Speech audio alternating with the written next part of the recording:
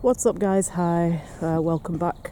So we're down the south of the North Island at Wellington, and we're in and amongst part of the national park, part of the forest, and Andy, as ever, is on the lookout for unusual cryptoids that might step out of the trees. There is one, and they don't know it's mythical or what, but there has been sightings at this part of, well, from what I've read, it's like a giant otter, cat-like creature, walks on four legs.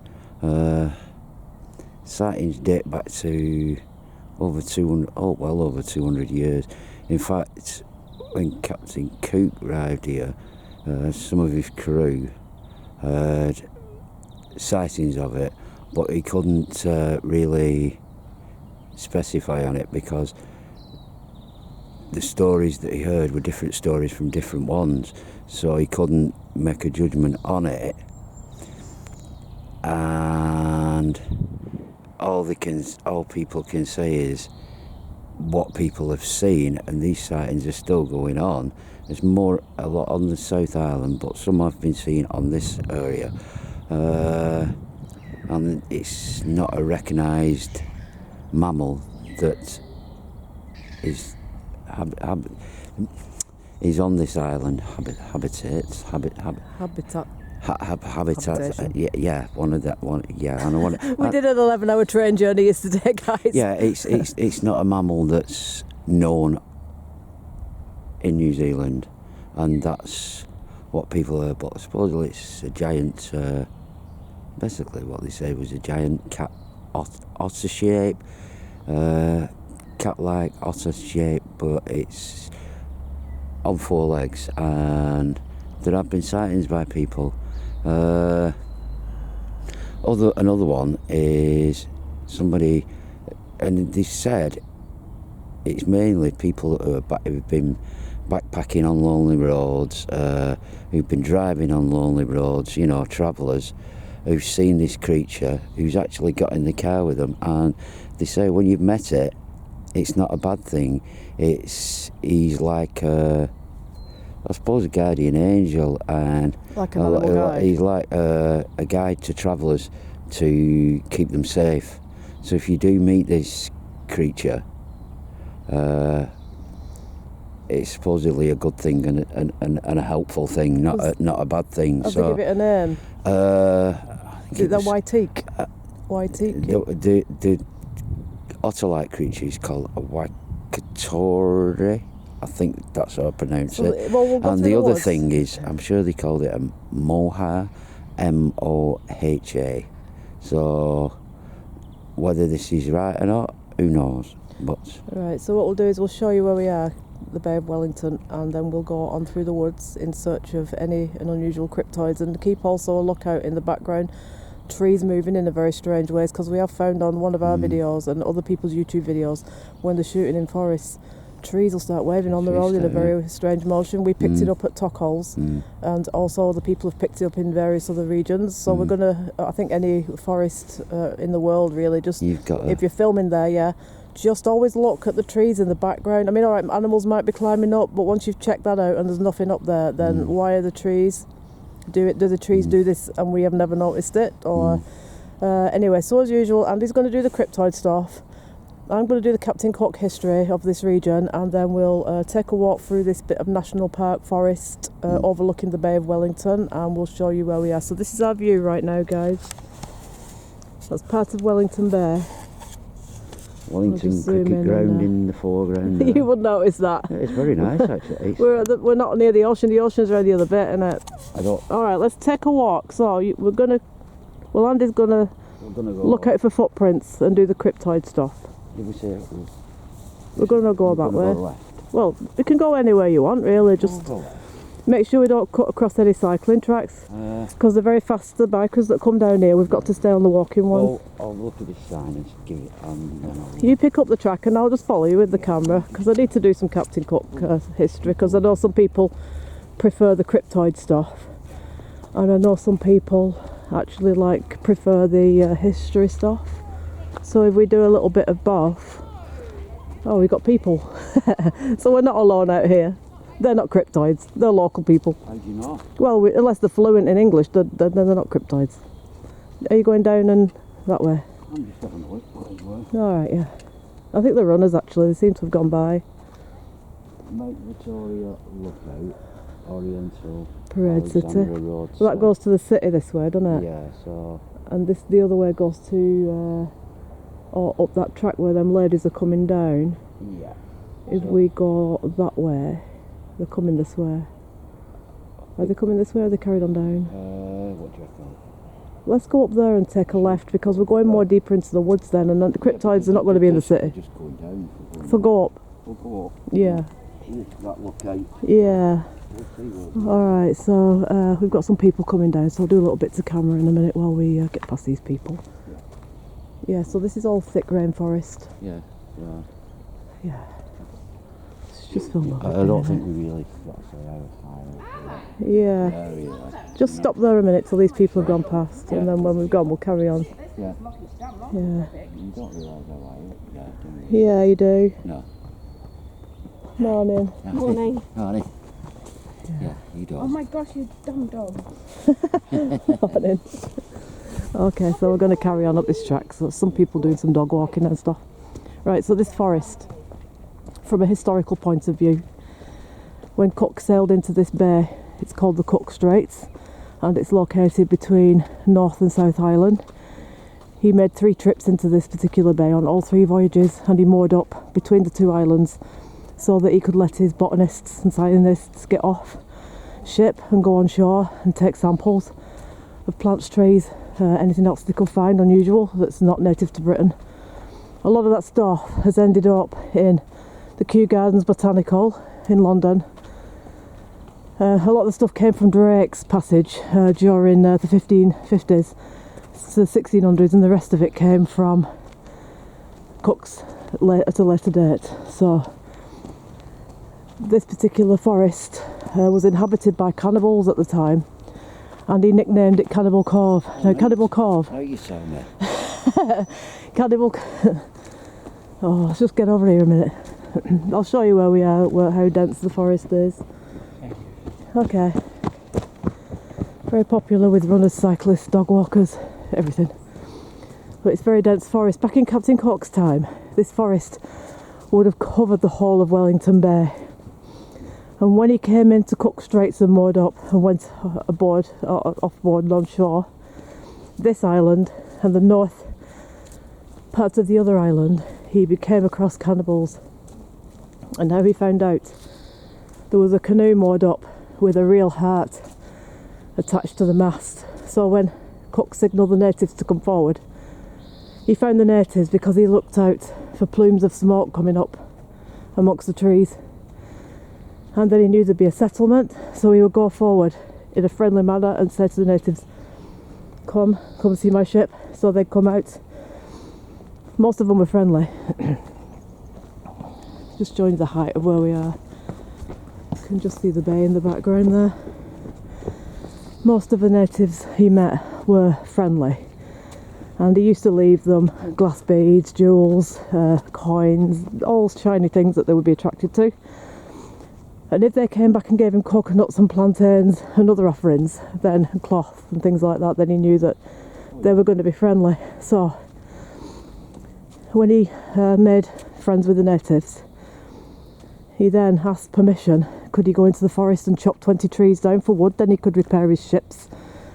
Because his ships, the first one, the Endeavour, the second one, the Discovery, and the third one, the Resolution. And they also came with a second ship because every time he sailed, they sailed in pairs.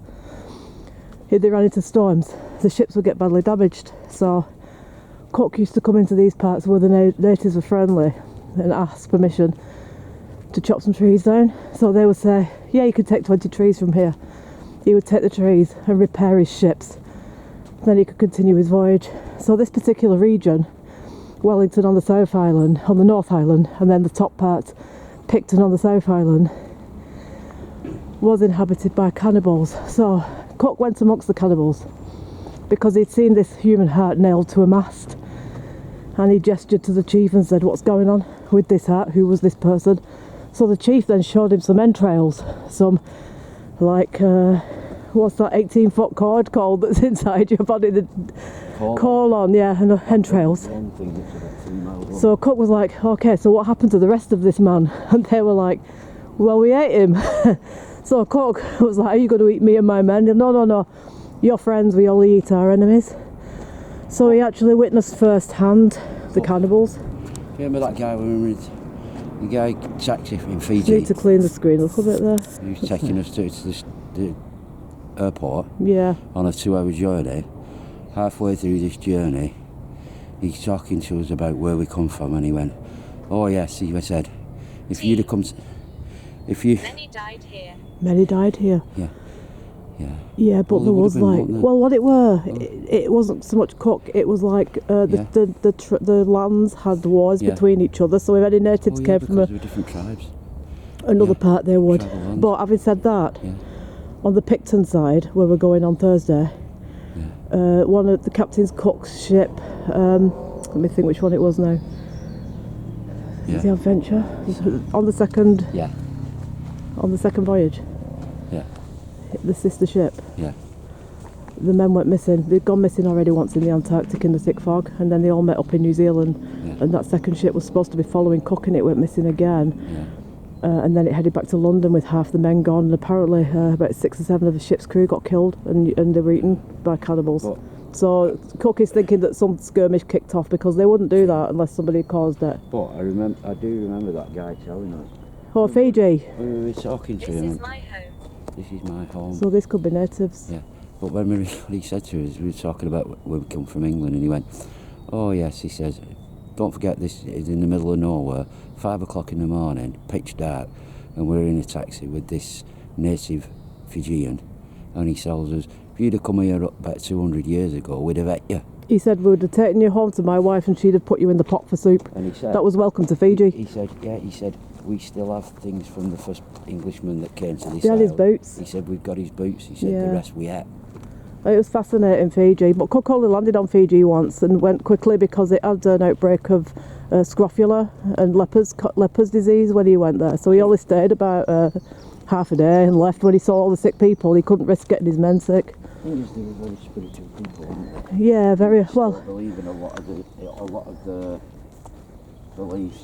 I think one of the things that Cook found was that everywhere he went, they all had different colours painted upon their faces and their bodies, and they all wore different colours of cloth as though it represented their tribe. If you think of it in a way, it's like the clans in Scotland.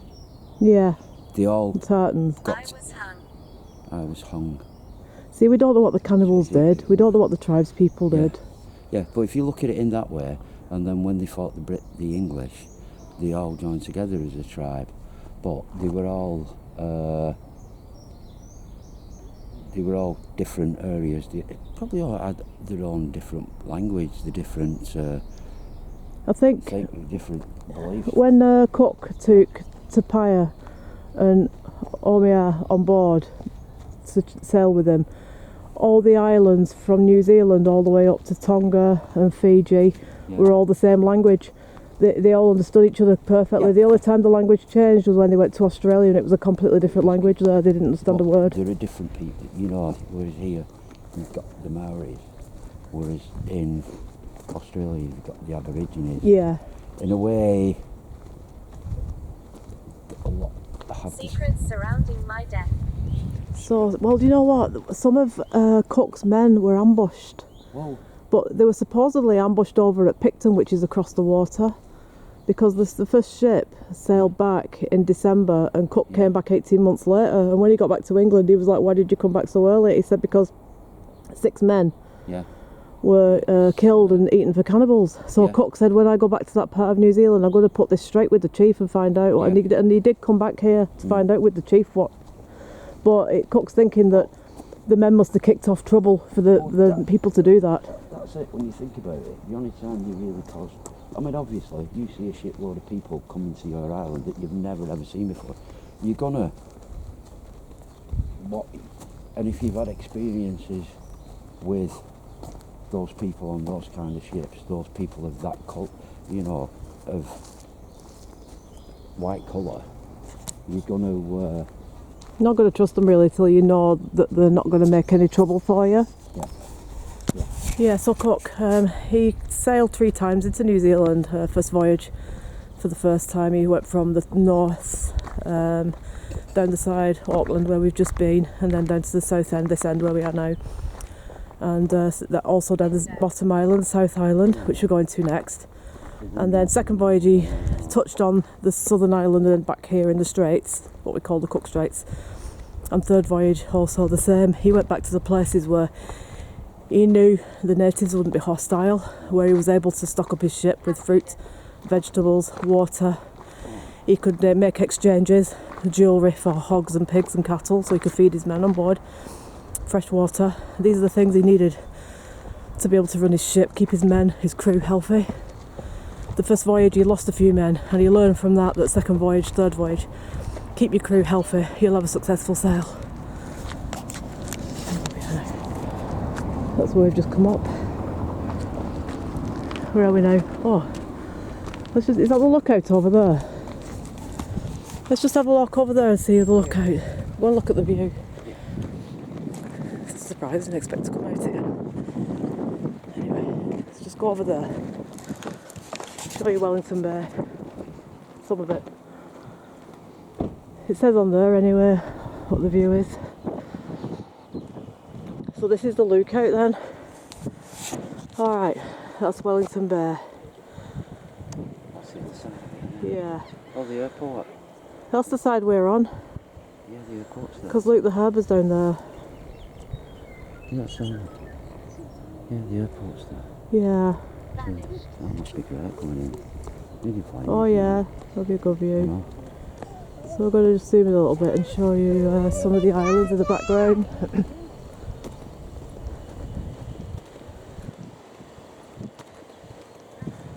As you can see, there's a lot of fog coming down because this is what it's like on the South Pacific Islands all the time.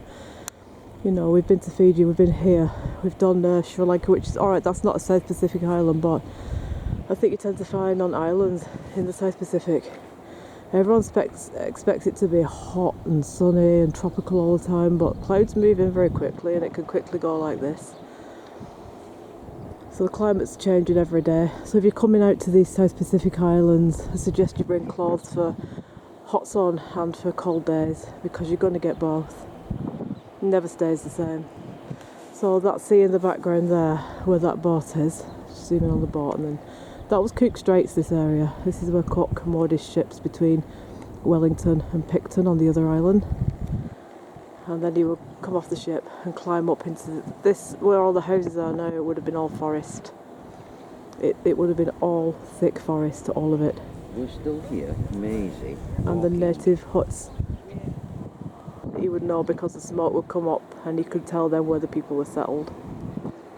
And then he would go and see the people and talk to them as best he could. But he did have a couple of translators with him. He picked a guy up from Tahiti and a guy up from Tonga who were on board with him, who did all the translation and all that for him and explained the customs where they were, so he didn't struggle too much with that. Alright, so there's a lookout down there as well. Oh, is that a running? It might be a running thing, there's a runners. Alright, do you want to go down to the lookout then? What did that message say that come through then? Actually, there's a lot of runners going down there, I don't think we will. Amazing, walking. So this could be recent people then, Andy. This could be people that actually just enjoy being up here, walking. Oh, yeah, of course it is. Yeah. No? Yeah. It doesn't always have to be historical ghosts, does No, it? doesn't necessarily have to be. Let's cross over and film that side as well, because there's on both sides the view. Some bikers over there. This is the other. I think we're staying on that side, aren't we? I can't remember to be honest. Are we on this side? Yeah. Alright. Yeah, it kind of goes round, doesn't it? It's like a horseshoe, then it comes out, and then it goes round into another horseshoe. Is it called Horseshoe Bay? No, it's not that Horseshoe Bay. That Horseshoe Bay is on the north, is up near Auckland. Yeah. So where those ships are sailing now, this was roughly where Cook moored up with his 2 ships. Bearing in mind they would have had masts and sails. And then they would have smaller boats, get into them and row on shore, And where all these houses are now would have been just all thick forest. And on the other side too, all thick forest. And there'd be like wood huts with straw roofs and peoples cooking and making beads. He's And here. He's here. Who's Right, here? who's here? Can you give us a name, please? Go on. Let it be the man that she wants. Oh, I think Cook's going to come at night time if he's going to come through. So what we need to do is get on the beach at night and do a Yeah, paranormal there. We're just showing people the daytime footage, really. I just do think if anywhere you're going to pick him up, it's going to be here, because you've got this bit of water is named after him, Cook Straits. This is where he used to moor his ships, in this area. I just think if you're going to get him coming through, or anybody connected with them voyages, it's going to be this area. I think that's so. That's what I think. No, I agree with you on that. I do think that in between but from here over to the other side, I just think you're going to get more of it. It's going to be more active, especially with the name of the straits, Cook Straits. Yeah. I mean it's. Well, what Cook used to do, Yeah. I mean, if there were no natives around, he used to go onto the beach and then light a fire and send smoke signals up anyway. And then if they saw that, they would come forward to see who's making the fire on the beach, because usually only visitors made the fires on the beach. The natives made the fires where they lived. but And if you think about it, right, you look how it is for us coming up here, right? Yeah. With paths and everything like that, right? Yeah. It was pretty steep, wasn't it? Yeah. They pull on your ankles coming up. You think them paths wouldn't have been there. The natives, they attacked whoever come on, and they came in these bushes. There's no way, and not only that, they're high up, so they've got a better view. You've got the high ground and everything like that. It's just perfect, isn't it, for Yeah. keeping your land safe. Well, what he you used to think do- about it here. Cook used to climb up You to know. these high points with a couple of his men and look, and like that little island that you could see there, he'd Yeah. just pencil it in and then give it a name, so Yeah. that he didn't miss anything from the map. He made sure it was all in. So he used to climb up, then he could get a good shape of the bear. So he always climbed up. But to be honest with you, the only natives he met that gave him any hostility were the ones on the east coast of Australia, and also a couple of islands further north from Fiji and Tonga further up. So there weren't that many that was that hostile to him, to be honest. Alright, so we'll go back on the mountain track back down, and we'll keep a lookout for any strange and unusual things or footprints or anything like that, just in case, because we've realised now that this cryptoid thing is taking place world over. It sort of kicked off in America with the Bigfoot sightings, and then it's gradually sort of been Europe and Britain, and even over here, you know, New Zealand and Australia side, they're getting stuff here too. So once again, it begs the question, is it an animal that we have never discovered yet or put a name to? Or is it something that UFOs are bringing and dropping off on the Earth at different points to see if it can survive in different climates, different regions? Bearing in mind the Daniel Defoe book, Robinson Crusoe, that was written in the late 1600s, he mentions two-legged dogmen in the Pyrenees. So obviously the sightings go back to that time if he saw them, witnessed them. So they still remain a complete and utter mystery. And the only way to catch them is to be out in the areas where they're most likely to live.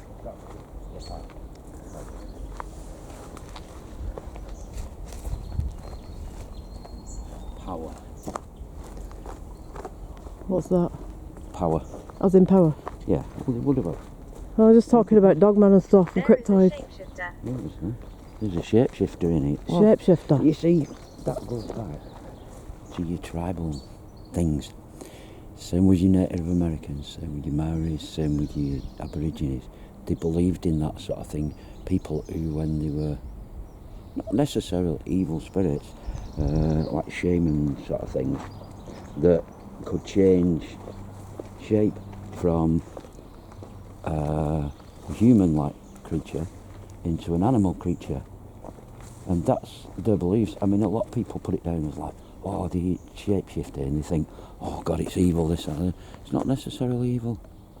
And I think that is where a lot of this Shapeshifters, very, very, a lot of your tribal cultures, you know, here, Australia, America, your native people, the people who these lands originally are, the Maoris, the Aborigines, the Native American Indians, all the tribes there, they believe in shapeshifters, and it isn't necessarily a bad thing, you know.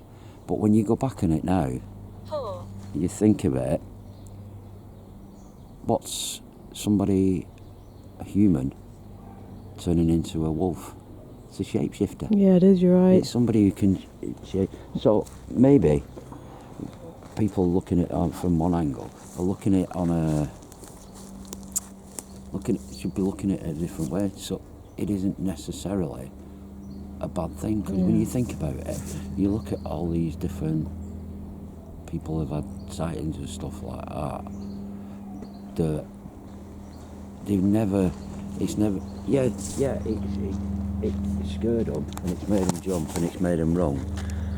But no one has ever been physically attacked by these creatures. Nobody has ever been killed by these creatures. Nobody's been hurt by these creatures, have they? No. Basically, you know, when they say about stone throwing and making these knocks and things like that, people have been camping and stones have been thrown. It's nothing to do with it's attacking them. It's basically saying to them, I thought it was bikes coming, that's why I was looking round. It's basically telling them, this is not your land, you shouldn't be here. Yeah. This is my area, why are you here? And sort of getting them out of their area. No, they don't attack people. Protecting their area. So when you look at it now and you think things like, the witch is here. That's you and me. That's us. She's here. Yeah, Book. That's us. Book, the witch is here. Yeah. Always drop books. I mean, well, I've got the Captain Cook journals, which I'm working my way through at the minute, and I get this story straight. Yeah, but that's what I think, because and you look at our original spiritual religions, the witchcraft, the occult, they believe in things like that. People who, when they've moved on, can come back and change shape. What do we always say? When you've passed on, you don't necessarily come back in human form. You can come back in animal form. Yeah. So why can't you go from people seeing you in human form, when you go in the woods, you become you go back to nature and animal-like, because that's your environment. It's easier for you to blend in with your surroundings if you go into an animal light. So I do think we need to be looking at like a magical point of view. A magical point of view, but these, you look at every different Native American tribe, all of them, they all believe in what they call sky gods. Yeah. They always believe in that. People who came from the sky, people who came from the stars. Yeah. They've seen the old cave drawings. I can't remember the name of what they call, but they've seen the drawings, thousands of years old, in caves of people coming down from the sky. You know, animal-like, alien-like, things like that, who shapeshift, who change shape. Yeah, because they might, when they're in the woods, they change the shape to the animals because it's easier to get round. When they're with the humans, they change the shape to a human shape. Yeah. But they never ever attack. They might be defensive. It's like you look at all the animal world. You look at, for instance, hedgehogs. What do hedgehogs do? Yeah, they curl up, don't they? Hide. They're lovely little creatures, never attack anything like that. You go near them, they curl up into a ball with the spikes out. Yeah, like jellyfish, isn't it? This thing, because they're just protecting themselves. If you touched them, you would get a nasty prick. Yeah. But know a couple of them. Sorry, YouTube. Yeah, there is. No, anyway, whether it's animal or whether it's magical, we're still on the quest, as is every other YouTuber that we know, because it's one of those open-ended, things. Where are we going to get to an answer? Maybe not. But, Maybe we're not meant to know. But what I find is, people who are getting sightings around the world of different cryptoid creatures, different sort of creatures, or sightings of things that aren't recognised. All these people are open-minded people who've opened their mind to other things, who aren't, how can I put it, narrow-minded. They're open-minded. So maybe if people open their minds a bit more, Come on, let's get a move on. we aren't the only things about. Yeah. That maybe we. Let's get a move on. We're going to get the walking troop in the middle of this video. You'll get down the bottom end where there's those thick fir trees, and they'll carry on there because we're in the middle of the cycling and the jogging path here. You're not going to get cryptoids jogging and cycling. I doubt it very much anyway. That's one thing that hasn't been sighted yet. In Britain you might see a few cryptoids cycling, but people keep themselves very fit in these parts. Let's go back down that lower path because there's some very thick trees down there, and I think creatures are going to hide amongst the thick trees rather than on the busy footpaths. Sorry we speeded the video up, guys. This is by no means any sort of special effect. This is me running with the camera because we're going to get tangled up with New Zealand's biggest walking party anytime now. Doesn't bode well for a cryptoid video. So just bear with us while we drop a bit further down, back amongst the forest where we was before. And well, we're still looking out for unusual footprints as well. But I find that when the ground's very dry like this, they're very hard. You can't really pick them up. But when it's a little bit muddy and you've had some rain, that's more likely when you can get the footprints. So let's just drop down to the Oriental Parade. That's the way we came up. Did I hear you? Well, I can hear that one up there. That's why I'm heading my way down. So New Zealand is full of national parks and forests and everything, so we're going to get plenty of chance to do a little cryptoid stuff. We're going to spend evenings on the shore trying to communicate with Captain Cook and his men. I think if we go that way, we might get a little bit of peace and quiet to finish this video off. I'm not being funny, but it's very it's distracting when you've got people claptrapping down your ear and you're trying to do the history of something. I lose my thread, you know, and people always want to get on film, which I don't mind that at all, don't get me wrong, but it can be a little, you know, distracting to say the least. So let's go back up here and just film around the forest a little bit and keep quiet, because you never know if you're going to see something. Even the trees can behave in a very unusual manner themselves sometimes. Yeah, that's mad. But yeah, I was saying about that. I think people need to open their minds a bit more. Yeah. And I think that's what you'll find. Oh God, that's that thing you put your foot down before. I know, I have to do it, don't I? Wouldn't be a shoot if I didn't. You didn't go down. Probably get my foot stuck in a man trap or something. Did I go down that hole? Well, I thought you did. Oh well. Was it on camera or off? I think it was before we started filming. Oh well, there You know, you never do it on film. It's No, only no. me that falls down I just look. potholes and pits and things when we're filming. I just look as though I'm like know what I'm doing, and I'm not really. I have all my down the big holes in I'm it. just going to film a little bit of this forest. This is where it thickens out, and there's no footpath here. They're not allowed to walk through here, so only I think cyclists can come down.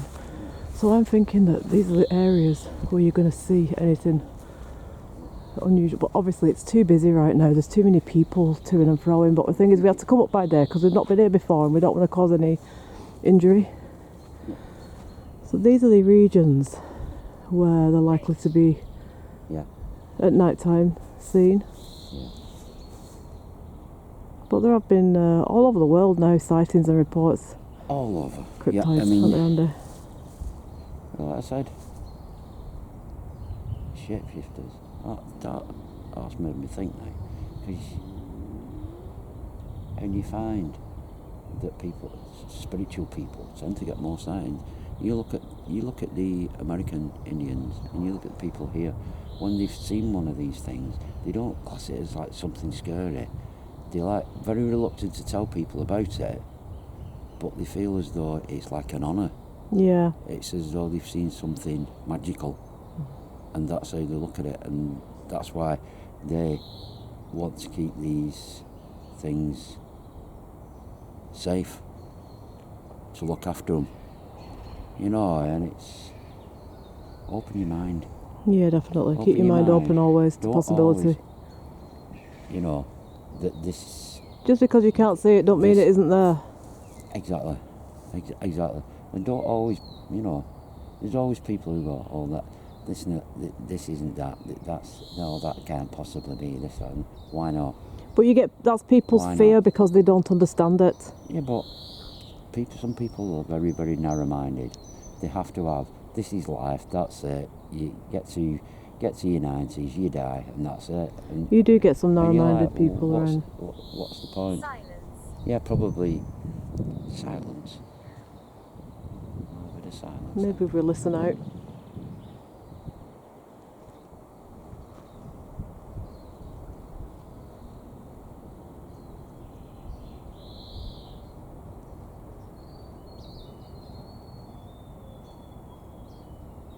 There are a lot of strange birds here. Sounds completely different, doesn't it? I mean, when we went to that island, some Yeah, it of the was noises amazing from there, them so- birds were just Yeah, like, it was. You're like, what's that?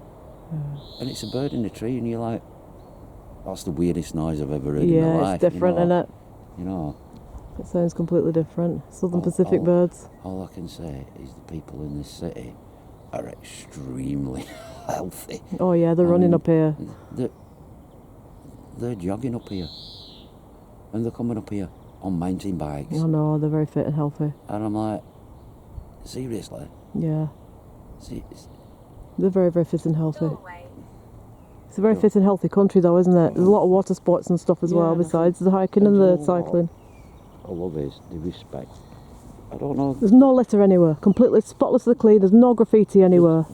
There's cameras to stop people from desecrating things, and it's just beautiful, it's just completely clean, and the people are lovely, and the food's amazing, and it's just... Everybody seems to have a respect for Yeah, they do. where they live, and they don't want it turning into a... Oh, But the thing is, right, they can do this in New Zealand, right, and we have friends that have been to Japan and spent time there, and they can do it in Japan, right, so why can't they do it in the UK?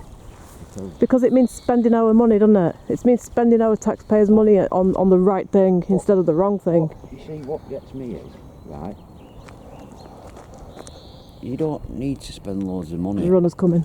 You don't. These will just run straight over you, Andy, they're so fast. They're like Olympic runners, these guys. Oh, I understand. I'm just stepping out of the way, mate. He'll Yeah. flatten me. But, like I said, you don't need to spend loads of money on not dropping litter. Just don't drop litter. Don't crap in the streets. Pick stuff up from your dogs. Just don't be, you know... Where do they going want to in- go? They go a different way? Yeah, I think you Oh, okay, right. So, But don't, you know, Pain. don't be getting takeaway barbecue things and setting fire to them in To the the woods shrubs. and the benches and just leaving them. Take them with you. because here, I've Take them with noticed, you. Put them in a bin. Yeah, You but don't here- need money spent on it. if you notice, they've got barbecue areas where when you get there, there's barbecues and you just put your coals in and cook your dinner. They've got Yeah, certain areas but it, which are just for barbecues only. it's a mindset. It's here, and we have a lot more people who don't care, who It's think true, though. only of themselves and are not the slightest bit bothered about anything else. They can't be bothered. I'll tell you something else They as well. can't be bothered. I've not seen one person over here with Botox lips neither. The flipping Blackpool, SeaWorld. I've not seen one person here with Botox lips. It's a very British and European, well, Mediterranean thing from what I've heard. And I saw that woman on SpongeBob the other day. Oh, the fish from SpongeBob. Yeah. That's the only Botox we've seen in this, in New Zealand at all. There's just, people are natural here. I know it's very sad that I've come all the way here To talk about Botox. But We have to cover all aspects. We have all different viewers who like all different things. We've got to cover it all. Even if it's Botox, we have to cover it all. but yeah, I mean, I look at it this way, Andy, right? Think of a natural animal like a squirrel, for example, right? Would a squirrel get Botox done? We live in the Well, there you go shadows. then. Oh. We lived in the shadows. Is that the natives? Are you the people that used to live here in the 1700s when Cook arrived with his men and his two ships? Because any offence like that, we want to know more about you, more about your culture, more about your lives, more about... We descend Ecstasy. We descend from the country where Cook came from, And we... and we treat you with the same respect that he did. Yeah. And we come in the same peace that he did. Yeah. And if you're here and you like to come forward and make yourself known. But we are going to do the shoreline paranormal here at Wellington because with Cook mooring up there, I think there's more chance of getting... I mean, you think it's a very old city. There's going to be a lot of paranormal here. There's going to be a lot of... Probably, well, the region is old. Stuff like that. Aye, you're right.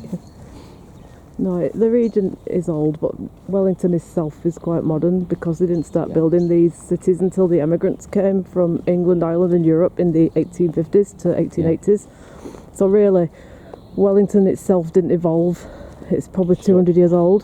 So you're going to get... It's 300 years old since Cook were here. You're going to get a lot of happiness. You're going to get... When Cook were here, it was like that. Yeah, Logs, trees, This is it. huts, This is how it was. natives. Yeah. But you're going to get a lot of emotion, especially down at the bottom, with people coming in, seeing... I mean, you could hear planes, you wouldn't have none of that.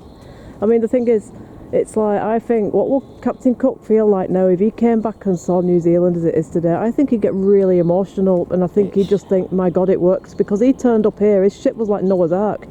He had pairs of animals, pairs of sheep, pairs of hogs, pairs of cattle, pairs of horses, dozens of chickens, and released them on the islands, hoping that they would breed, so that people could farm, so that people could eat well, and then they could progress, and become more like England, and France and Europe and Holland and other places. And look at it, it's done. It's been done, and I think if he sailed back in here now, he'd be really emotional and think like, oh my God, it worked. So he did a lot of work, good work, and he was a very humane man too. Yeah, I mean, I think people have a view of... There's sort of two different views of him. People seem to think that he shouldn't have been coming round. Yeah, I don't know. I mean, obviously there were people who sailed around the world to these islands and things like that who were here for what they could get from everybody and did treat people because they weren't the same as us. They had different lives, they'd lived different lives, and the lives were different. And but people looking at it on the other way people have moved on in their lives. And a lot of people say things haven't moved on in a good way. Well, yeah, in some ways things haven't moved on in a good way. The way things are, the technology and all that. It's... Where are my children? I don't know. I have no idea where your children are. What happened to your children? Well, sometimes the children would run towards the ships out of curiosity and start climbing the ropes and things and seeing what jewels they could pinch. They were always thieving, these people. They always climbed the ships and they always took all the shiny things and ran off with them. And so many times Cook sent a search party looking for these goods, and if he didn't come back, he'd go to see the chief himself. He was friends with all the chiefs, Cook. He'd go up and say, Chief Otto, they've taken this and they've taken that, and they've even taken the flipping coal scraper for the kitchen, the oven. Can you get them back for me? And the chief would say, give me a couple of days. And after a couple of days, he'd come back with these gifts and shake his head and go, I really apologise about that. But that's... Happened all the time, everywhere he went. That's just kids though, isn't it? But these were adults too that was taking stuff. Yeah, but they would do because they're seeing things that... There's one nice little story. They've seen before. One of the islands, I think it's called Tonga Tapu. It's part of the Tonga region. A lot of stuff had gone missing off. Cook had gone ashore with the botanical scientists, and some of the men were left to look after the ship. But when they were alone on the ship, some of them tended to drink rum, and have a bit of a time of it. So the natives would climb aboard and would take stuff and then disappear into the woods with this stuff. And when Cook come back, there'd be certain items missing, and the gentleman that he brought, the botanists and all that, would be saying like, this has gone missing, my snuff box gone missing, my pocket watch has gone missing, all this stuff that was there before. So Cook would be like, right, okay, let's sort this out. So he'd go off to see the chief and say, right, this is gone, that's gone, that's gone. And the chief would say, right, I'll get this back for you, don't worry about it. So Cook would go back on board his ship, One nice little story is a little old man who must have been about 95 in a rowing boat with a long white beard came rowing across to Cook's ship and shouted up, hollering to Cook, and when Cook came down, he got all the jewels in his boat and he goes, I've got all these things back for you. The sheep has sent me to bring them to you. So there's some really nice little stories, and there's some really interesting little people that he's written into his diaries. And if people want to follow the accounts of Cook's journal, you can buy it as a Penguin Classic, James Cook, Captain Cook's Diaries. And what it was, he did 3 voyages, but he died on the 3rd voyage. He got killed in Hawaii by natives that retaliated on him. But he was actually compiling the 3 journals, and when he retired off, he was going to print them into a book and make a proper novel done. He never saw that book go to print because he died. So what they did, they collected his journals and they printed it for him, so his book still got put out there. But I do know that after the 1st voyage, Cook read, when he came back from the 2nd voyage, he read the article of the 1st voyage and he wasn't happy with it. He said, you've done some of this wrong, it's not accurate, and he made some changes to it. But the 2nd and 3rd voyage were written by the people that knew him, Banks and other people that knew him, you know, and wrote it as best they could, how he would have written it himself. So he did get his book published, but he never got to see that because he was killed in Hawaii.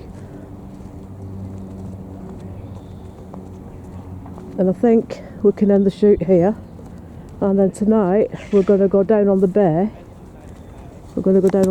Yeah.